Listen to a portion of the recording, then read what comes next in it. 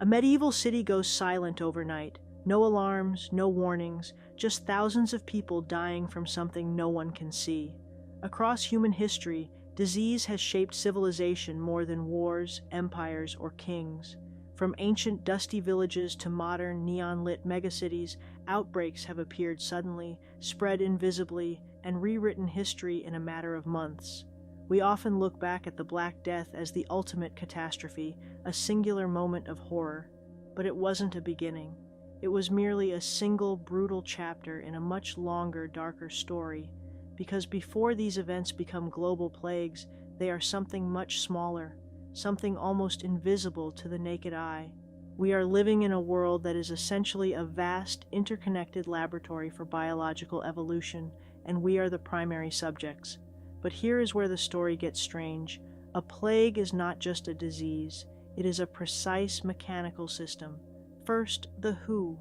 Most outbreaks start as silent, benign passengers in animals, rodents, insects, or birds, where bacteria and viruses evolve quietly, unseen for centuries.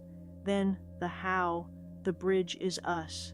Human activity, hunting, deforestation, intensive farming, and global travel creates the perfect, unavoidable path for a disease to jump species.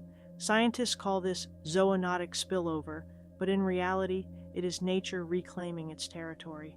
But here is the twist. As soon as we built cities, we inadvertently created the perfect incubator.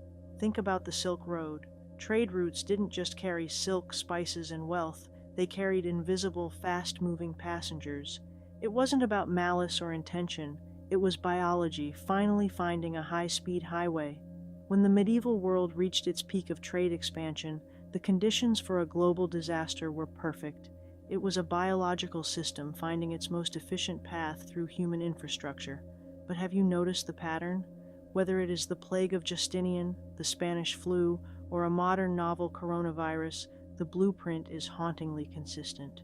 We have satellites, genome sequencing, and vaccines that can be developed in record time, yet the pattern remains identical. Why? Because the virus is not playing by our rules, it is playing by the rules of networks. Every time we connect two cities, we are building a new pipeline for the next outbreak. We are not just building civilization, we are building a host. We like to believe that plagues are events from the past, historical anomalies that we have finally outsmarted with modern medicine. We think we are the players, and the virus is the piece being moved. But history reminds us of one unsettling, cold truth. They are not historical events.